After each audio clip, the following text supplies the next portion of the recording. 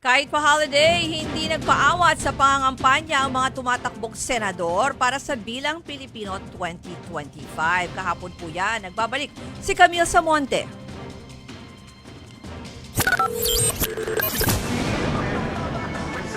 Mag-isang nangampanya sa Pasay si re-election ni Senator Amy Marcos matapos kumala sa alyansa ng Bagong Pilipinas. Dumalo siya sa General Assembly ng Liga ng mga Barangay at nangakong palalawakin ang mga benepisyo ng barangay officials kabilang ang GSIS coverage. Mangangampanya na lang akong mag-isa, bahala na, mas importante kesa sa politika, mas importante kesa sa kampanya, eleksyon, labis ng dagot ito sa ating soberanya.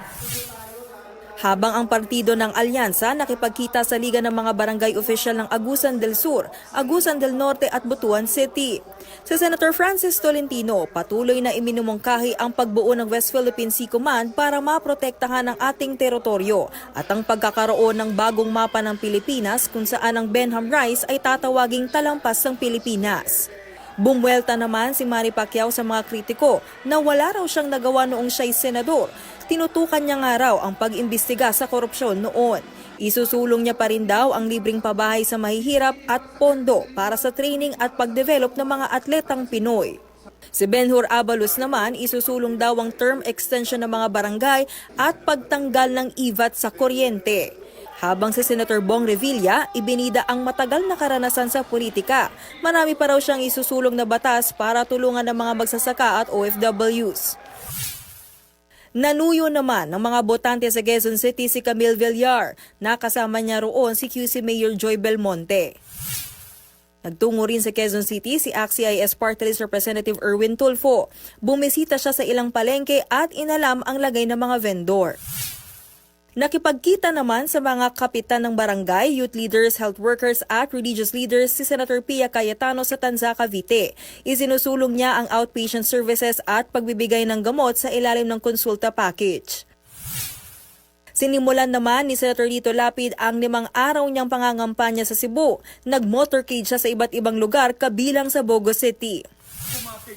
Samantala, inendorso ng dating Senate President na si Senator Juan Miguel Zubiri si Senator Bato de la Rosa.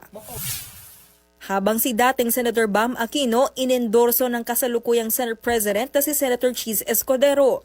Kinilala ni Escudero ang papel ni Aquino sa pagpasa ng batas para sa libreng kolehiyo. Pati si Dr. Willie Ong, inendorso rin si Aquino. Habang ang kaalyado niyang si dating Senator Kiko Pangilinan nanligaw sa Alaminos, Laguna. Patuloy raw niyang isusulong ang mga reforma para sa abot kayang pagkain at maraming oportunidad para sa mga magsasaka. Inendorso ni Manila Mayoral Candidate Isko Moreno si Gringo Honasan, pati na ang isang pambato ng PDP na si Rodante Marcoleta. Nakipaghalubilo naman sa mga tricycle drivers sa Quezon City ang isa pang independent candidate na si Ariel Querubin. Lalabanan niya raw ang korupsyon na nagpapahirap sa mga ordinaryong trabahador. Nagbabalita mula sa Frontline, Camille Samonte, News 5.